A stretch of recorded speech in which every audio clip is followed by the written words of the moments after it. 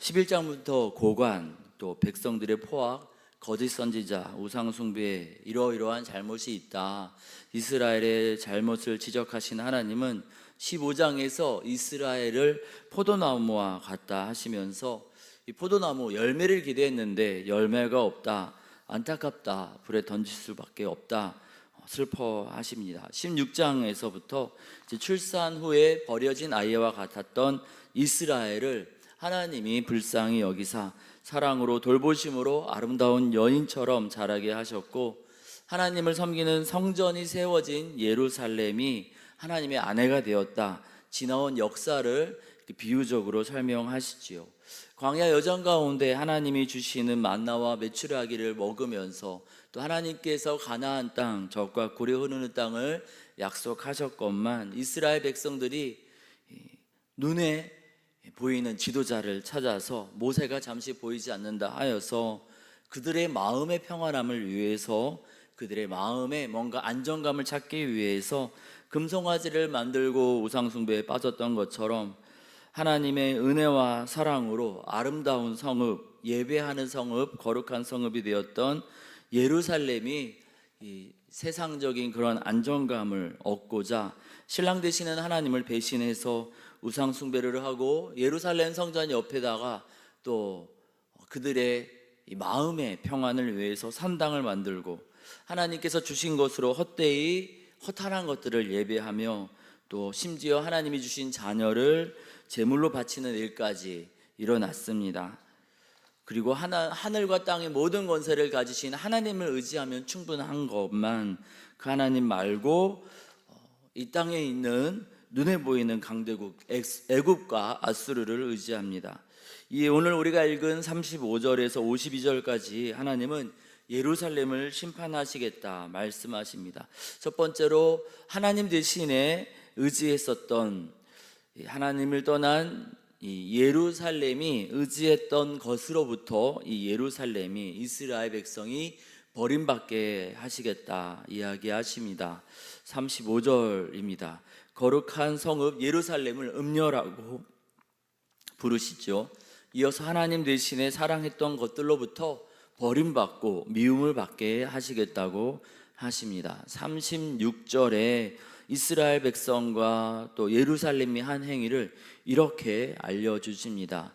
너가 너의 누추한 것을 쏟으며 너의 정든 자와 행음함으로 벗은 몸을 드러내며 가증한 우상을 위하여 너의 자녀의 피를 그 우상에게 드렸은즉, 음란한, 그러니까 하나님 대신에 우상 숭배하는 것을 이렇게 음란한 모습으로 또 자녀를 우상에게 바쳤던 그 모습을 이렇게 드러내고 계십니다. 그래서 심판하시겠답니다. 37절 후반부부터 보니까요,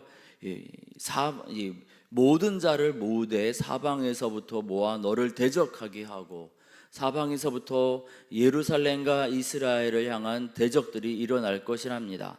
너의 벗은 몸을 그 앞에 드러내 그들이 그것을 다 보게 할 것이며, 쾌락 감정의 평안을 위해서 음란한 종교 행위를 하였는데 그 음란한 것을 넘어서서 부끄러움을 보게 될 것이다, 알게 될 것이다, 이런 말씀을 하십니다. 38절입니다.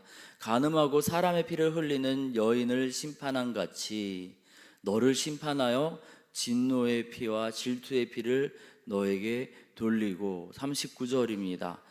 너의 누각을 헐고 높은 데, 그 백성들이 자랑을 삼기 위해서 건축물을 만들었던 것 부숴버리겠답니다. 의복을 벗기고 또 장식품, 그들이 자랑했던 그런 화려한 모든 것들을 빼앗고, 그리고 40절입니다. 너를 돌로 치며 칼로 찌르며 불로 집을 사르고 그리고 여러 여인들의 목전에서 너를 벌할지라, 이렇게 두려운 심판을 하시겠다 이야기하십니다. 믿고 의지했던 것들로부터 버림받게 된다라는 것이죠. 그런데요, 믿고 의지했던 것만이 아니고요, 말씀에 보니까 37절 전반부에 보니 너의 즐거워하는 정든 자, 사랑하던 모든 자, 그리고 미워하던 모든 자까지, 이 세상에 있는 것을 집착하고 사랑하면서 또 그것 때문에 미워하는 사람들까지, 미워하는 것들까지 생겼는데, 의지했던 모든 것, 그리고 미워하던 것까지, 미워하다는 게 이제 무시하고 멸시했던 것을 이야기하죠. 이 모든 것들이 동원되어서 하나님의 심판의 때에 자기를 지켜주기는커녕 더 부끄럽게 될 것이다 이야기하십니다. 하나님께서 우리의 범죄 가운데 심판하실 때 우리를 도와주는 것은 아무것도 없다 주님은 알려주십니다. 믿고 의지했던 것들, 이것이 언젠가 나에게 도움이 될 것이다 생각했던 것들, 어떤 것도 우리에게 도움이 되지 아니하고 오직 하나님만이 우리의 산성이시며 방패이시며 우리를 지켜주시는 분이신 줄 믿습니다. 그런데 이스라엘 백성은 그 하나님을 떠나서 다른 것을 의지하더라는 겁니다. 그러니 심판의 때 그 이스라엘을, 예루살렘을 도와줄 자가 아무도 없다라는 것이죠. 이에 우리가 다른 것 의지할 것이 아니라 세상 사람들처럼 세상의 것을 의지하고, 때로는 사람을 의지하고, 때로는 우리의 공로를 의지할 것이 아니라 오직 하나님만 의지하며 하나님 앞에서 거룩한 백성으로 살아가게 해달라고 이 아침에 다시 한번 기도하기를 원합니다. 오늘 말씀에서 주님은 심판만 이야기하지 않습니다. 이 심판을 통해서 하나님의 분노는 사라지고, 무슨 말입니까? 하나님이 이스라엘, 예루살렘을 영원히 버리지 않겠다라는 것이지요. 그리고 이스라엘의 이 범죄가 끊어지면서 이스라엘이 회복이 있을 것이다 또한 소망의 이야기를 들려주십니다. 42절과 43절입니다. 이렇게 심판을 받고 이렇게 또 미움 또 두려운 일을 경험하게 되면서 그리한즉 나는 내게 대한 내 분노가 그치며 내 질투가 내게서 떠나고 마음이 평안하여 다시는 노하지 아니하리라. 내가 어렸을 때를 기억하지 아니하고 이 모든 일로 나를 분노하게 하였은즉 내가 내 행위대로 내 머리에 보응하리니. 하나님의 사랑을 잊어버린 채 이스라엘 백성이 어렸을 때 하나님의 사랑을 받았던 것을 잊어버린 채 악을 행하여서 하나님을 분노하게 하였지만, 하나님께서 이 심판을 통하여서 분노가 그치고 질투가 떠나고 다시는 노하지 않겠다, 영원히 버려두는 것이 아니라는 것이죠. 하나님의 노가 사라질 것이다, 다시금 하나님의 은혜가 있을 것에 대해서 주님은 이렇게 알려주십니다. 그리고 이 과정을 통하여서 택한 백성들을 고치시려는 것이라는 것을 주님은 43절 후반부에 알려주십니다. 내가 이 음란과 내 모든 가증한 일을 다시는 행하지 아니하리라. 하나님은 사랑하심으로 그 백성을 그 악에서 떠나서 회복을 덧입게 하시고자 잠시 이러한 심판, 아프고 괴롭지만 사랑의 매를 드시겠다라는 겁니다. 그 백성을 영원히 버리려는 것이 아니라 그 백성을 이 심판을 통해서 씻으시고 고치사 품으시려고 하시는 것이라고 알려주고 계십니다. 바라기는 하나님이 우리를 사랑하시는데 우리가 굳이 사랑의 매를 맞으면서 주의 사랑을 깨닫고 주님께로 돌아가는 것이 아니라 그 매를 맞기 전에 우리가 먼저 주의 사랑을 깨달아 알아서 우리 가운데 있었던 악한 행위를 버리고 악한 습관을 버리고 다시금 하나님께로 돌아가 주의 위로와 치유와 회복을 누리게 해달라고 이 아침에 기도하기를 원합니다. 세 번째로 주님은 이스라엘 백성에게 기대하셨던 것을 속담을 통해서 알려주십니다. 44절부터 속담 이야기를 하시죠. 속담을 말하는 자마다 너에게 대하여 속담을 말하기를 어머니가 그러하면 딸도 그러하다, 부모가 그러하면은 아들 딸도 그렇다, 다 부모 닮는 거지, 이런 얘기를 사람들이 할 것이라 이야기합니다. 그러면서 45절부터 너 원래 배경이 어떠한지 아느냐, 이 이스라엘 백성이 애굽의 정대였던 곳에서 하나님의 은혜로 자유케 되어서 가나안 땅에 들어가서 가나안 땅에 정착을 했는데, 그곳에서 그들이 하나님만 바라보아야 했었는데 또 함께 있었던 수많은 여러 이방 민족들, 이스라엘의 12지파로 다 흡수하면서 그들 가운데 그 가나안의 음란한 것들을 보고 배웠다.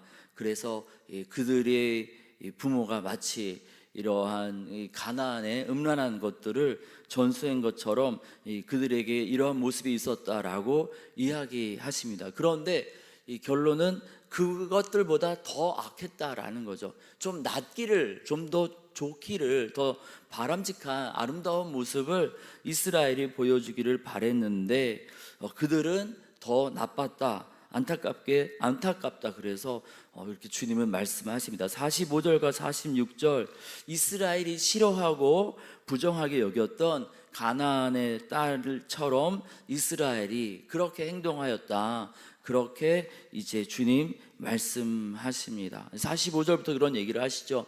남편과 자녀를 싫어한 어머니의 딸이요, 남편과 자녀를 싫어한 형의 동생이로다. 내 어머니는 헷 사람이요, 내 아버지는 아모리 사람이며. 46절입니다.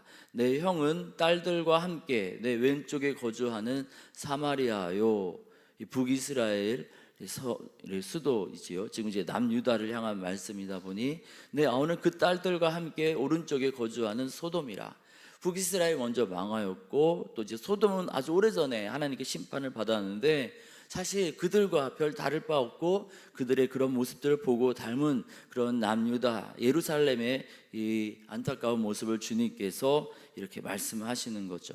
47절입니다. 내가 그들의 행위대로만 행하지 아니하며 그 가증한 대로만 행하지 아니하고, 악한 모습 그것을 그냥 보고 닮는 것이 아니라 그것을 적게 여겨서 내 모든 행위가 그보다 더욱 부패하였도다. 더 나쁜 모습을 보여주었다 이야기하십니다. 그래서 이제 이 49절부터 이 소돔 그리고 또 이 사마리아가 어떤 범죄를 행하였는지 소개하시는데요. 49절 50절에 소돔의 제약이 이러하다 이야기하십니다. 이제 풍요로움이 있었건만 49절 후반부입니다. 그가 가난하고 궁핍한 자를 도와주지 아니하였고 거만하며 가증한 일을 행하였다. 그래서 하나님께서 소돔성을 심판하신 것이죠. 51절부터 사마리아 성의 이 범죄를 이야기하십니다. 그 가증한 일을 심히 행하였는데 이 사마리아보다 남유다 예루살렘이 더 악하였다 이야기하시는 거죠. 좀 더 낫기를 바랬는데 도리어 이 예루살렘 남유다 사람들의 음란과 범죄, 또 약한 사람을 도와주지 않았던 이 모습들이 너무나 악하여서 51절 후반부에 보니까요, 너 예루살렘의 모든 가증한 행위로 내 형 사마리아 그리고 또 내 아우 소돔을 의롭게 했답니다. 그러니까 예루살렘이 너무 악하여서 이 소돔과 사마리아가 상대적으로 더 의로운 모습이 되었다라는 것이죠. 그래서 52절에 그들을 의롭게 판단할 정도로, 그들을 유리하게 판단할 정도로 이 예루살렘이 악하여졌으니 심판을 받게 될 것이다 이야기하십니다. 더 낫기를 바랬던 것이죠. 주님은 예루살렘이. 마태복음 5장 20절에 보니까 우리 예수님께서 예수님의 말씀을 듣는 백성들에게 이렇게 말씀하십니다. 그 제자들에게 이렇게 말씀하십니다. 너희 의가 서기관과 바리새인보다 더 낫지 못하면 결코 천국에 들어가지 못하리라. 세상보다 더 나은 의로움을 기대하신다라는 것이죠. 너희는 세상의 소금, 세상의 빛이라 주님은 말씀하시면서 이같이 너희 빛이 사람 앞에 비치게 하여 그들로 너희 착한 행실을 보고 하늘에 계신 너희 아버지께 영광을 돌리게 하라. 주님은 사실 예루살렘이 그러한 모습을, 하나님의 백성들이 그러한 모습을 보여주기를 원하셨는데 하나님의 백성들이 세상 사람들과 똑같이, 먼저 실패한 세상 사람들과 똑같이 사는 것뿐만 아니라 더 나쁜 모습을 보여주어서 하나님이 너무 마음이 아프다. 내가 더 나은 모습을 기대했었는데 너네 왜 이렇게 안타까운 모습을 보여주느냐. 주님 슬퍼하고 계십니다. 주님은 이 시대를 살아가던 그리스도인과 우리 교회에게도 안타까운 가운데 사랑으로 권하고 계시는 줄 믿습니다. 세상 사람들보다 더 나은 의로운 행위, 그들보다 더 넓은 가슴, 그들보다 더 깊은 사랑과 자비와 긍휼, 그것을 교회가 보여주기를 주님은 기대하고 계십니다.